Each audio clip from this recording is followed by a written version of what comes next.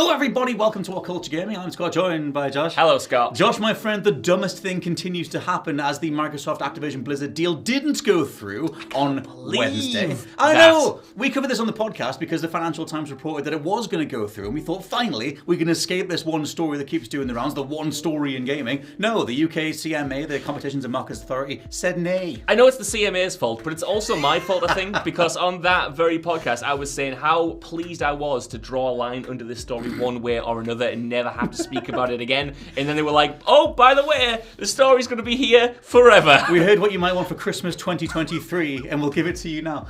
So we'll break a few things down here. There's a core reason as to why the deal was blocked in regards to cloud gaming, which is a very interesting thing to focus on, even though I kind of get what they're getting at. But I'll read some quotes and stuff out. The CMA, one of the reasons, or the main reason that they delayed the deal or cancelled the deal, we'll see how it shakes out, said the deal would alter the future of the fast-growing cloud gaming market, leading to reduced innovation and less choice for UK gamers over the years to come. They said gamers would have to purchase games on certain stores or subscribe to certain services. Cloud gaming. Fast growing. Is it though?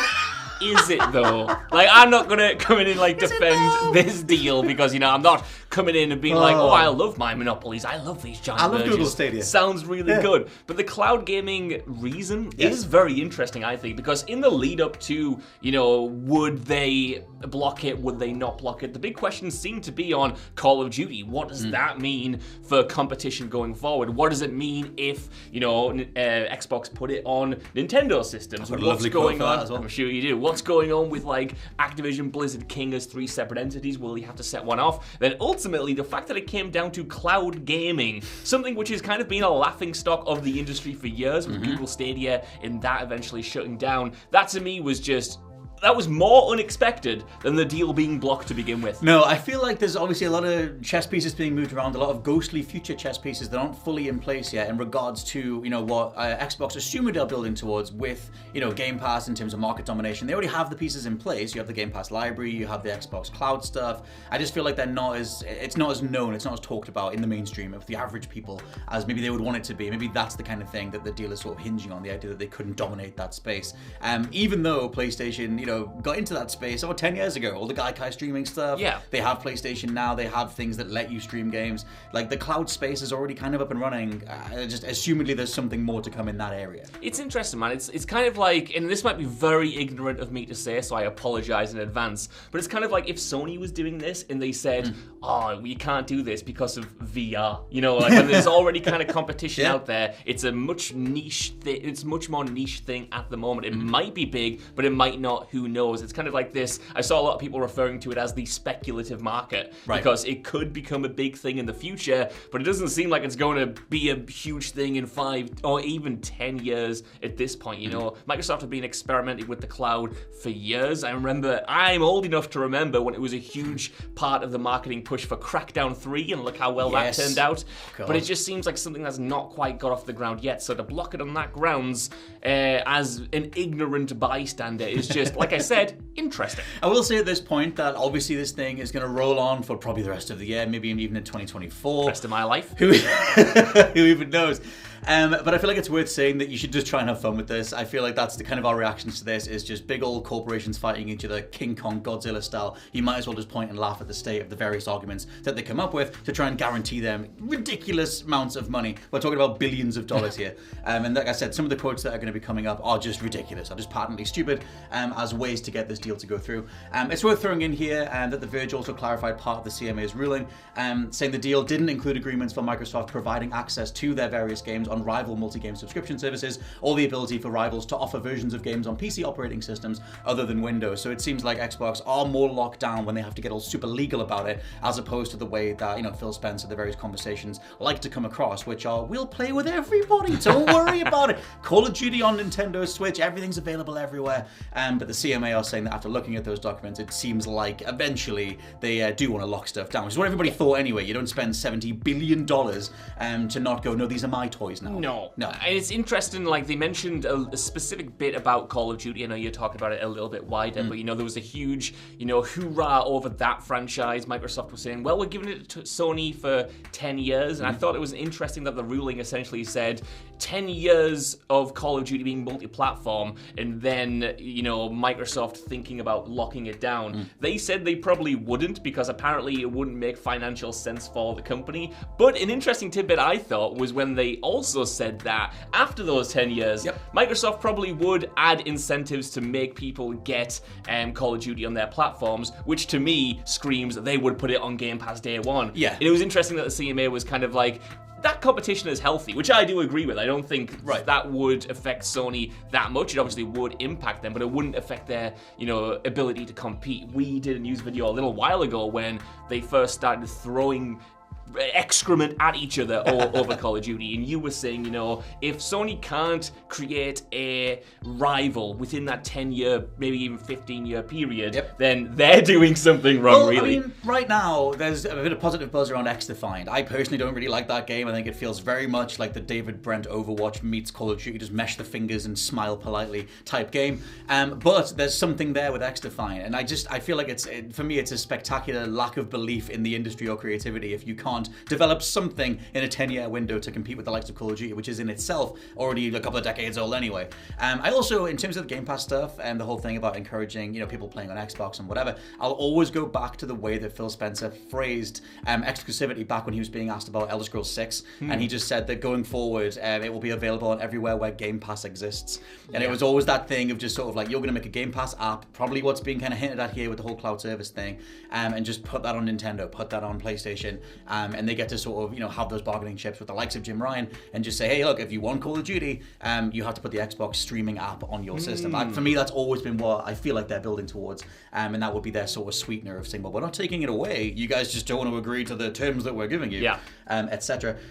Worth mentioning here, this is where it starts to get ridiculous. Very recent update over on the BBC, because they have a morning financial show, and Microsoft's Brad Smith was talking on there. This is where it gets just banana sandwich ridiculous. So, like I said, Microsoft, Activision, Blizzard, they all really want the deal to go through. Obviously, there's a lot of money riding on it. Microsoft's Brad Smith said that the deal being denied is bad for Britain, and showed that the European Union was a better place to set up a firm than the UK. He said it was Microsoft's darkest day in 4 decades in Britain, which is ridiculous. Activision Blizzard CEO Bobby Kotick has weighed in as well, saying if the CMA's decision does hold, it would stifle investment, competition, and job creation throughout the UK gaming industry. I have one last one. Go on. From the EVP of Corporate Affairs and CCO Luli Cheng Mesave, saying this report is also a disservice to UK citizens who face increasingly dire economic prospects, and we will need to reassess our growth strategy in the UK. Now, there's not that many trains on in the morning. I do struggle to get in. I sort of get hemmed from window to window, but if only I had better titles on my Game Pass. Here's my retort to that. Yes. Britain can't get any worse. It can't get any worse. So if this deal goes through, if it doesn't, we're always going to be in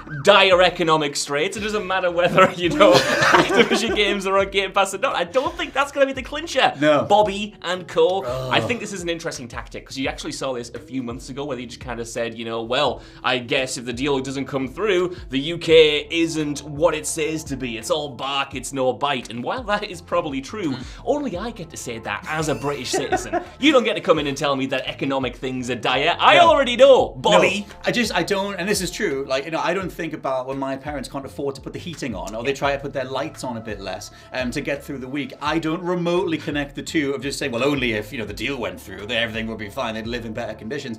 Going to that level of, it's clearly better for the people, guys, is just insulting. My dad's like, oh, my benefits haven't come through, and I'm like, don't worry, father. Bobby's got you sorted. Call of Duty's coming to Big Xbox. bad Bobby's coming and I'll through. sort you out. No, it's such an obvious play, isn't it? To kind of, in my view, it feels like a piece of almost like intimidation. It's like, well, okay, if the UK doesn't want to be a market leader, it can do this decision. This is the darkest day for our company in this country. It reminds me, I'm watching a lot of Succession at the minute. I'm trying to catch up, and there's a similar massive deal about to happen, or maybe not. I've not seen it in that show. And it reminds me a lot of Succession, Scott Telford. It feels like I'm living in a bit of fiction right now. That's why you kind of have to just kind of laugh along with this stuff at the ridiculousness of going to these levels, because the whole cloud gaming side of it wasn't really part of the conversation beforehand. And obviously, if we go back a few years, the likes of Google Stadia has tried and failed in that regard. It's not like anyone's really buying PlayStation Plus for the streaming service, or anyone's really getting into Game Pass because of the streaming library. Those things are in there, but it's not the way that they get advertised in the mainstream. So to rely on that now and be like, oh, well, the entire future of the United Kingdom is completely, screwed because you you guys don't care about the next wave of stuff that's going to be happening. That was never the thing you guys cared about either, so you can't randomly lean on that as the reason that this thing should go through. But in response to all that stuff, or alongside the deal coming out, the CMA, the UK's Competition and Markets Authority, said that their job was not to serve the interests of merging firms, and added that the decision would encourage growth in terms of trying to encourage competition. That was also written up by the BBC. The last thing in here, which is quite funny, is we mentioned Nintendo before, and the whole thing that Xbox have been saying about, we'd bring Call of Duty over to Nintendo. That's a good reason to let the deal go through. Over on the CMA report, they added, we have seen no evidence to suggest that the consoles, the Nintendo consoles, would be technically capable of running a version of Call of Duty that is similar to those in Xbox and PlayStation in terms of quality of gameplay and content. That was entirely the thing that I think Phil Spencer said. Someone on the Xbox brand said, hey, don't worry about it. We would put a Call of Duty out there that would be on par with the PlayStation, the Xbox Series X versions or whatever. Impossible. I like this. The CMA says like they've seen no evidence. Nor have I. Nor have I. I would love Nintendo to get to that position where it does have third-party games like Call of Duty that have parity with their competition. But right now, especially, with no announcement of a new piece of Nintendo hardware seemingly coming anytime soon, at least in the next month or two, it just doesn't seem like that's going to be a thing for at least a good few years minimum. Maybe 10 years time when this Call of Duty exclusivity deal with PlayStation ran out. Maybe by then Nintendo might have a machine that is powerful enough to rival the other consoles on a third-party basis. But certainly not right now. No, I don't. Nintendo's never been one to prioritize the horsepower and try and run in the same spaces that the high-end PlayStation, Xbox stuff run in. The idea of kind of using Call of Duty as that thing to bring it together, I don't think that's ever going to happen. Personally, if I think of the most lowest powered version of Call of Duty I played, it was the PS Vita version, which was fine, but that was like 10 years ago. So I don't think that holds much water, and I quite like a ratings board pointing that out, just saying, look, if you actually know these consoles, it is very hard to have feature parity or playability parity between Switch and everything else. Like, you can get, obviously, a version of Call of Duty running on Switch, no bother, but the appeal of Call of Duty is in its multiplayer, and now, especially with Warzone, even though Warzone 2 isn't in a great spot, but it achieves that level of success through crossplay, the fact that you can play with Xbox, PlayStation, and PC players. You have that massive player base, all, on an engine that can, work on all of these machines, and I think Nintendo just isn't at a point where you can kind of add them into the ecosystem because they're getting a much worse experience, and also one that kind of puts them at a disadvantage if it were to run on their machine compared to, PC players who can play in like 200 FPS and have the FOV slider and all of those quote-unquote next-gen features,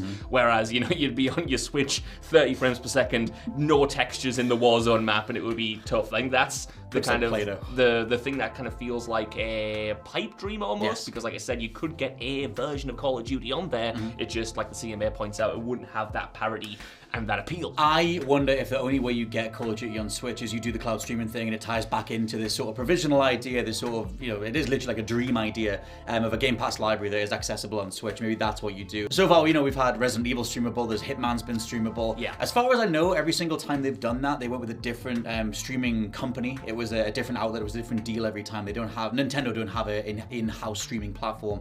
So maybe that would mean that they're up for just doing some sort of deal with Xbox, but we're talking about hypotheticals that are years down the line.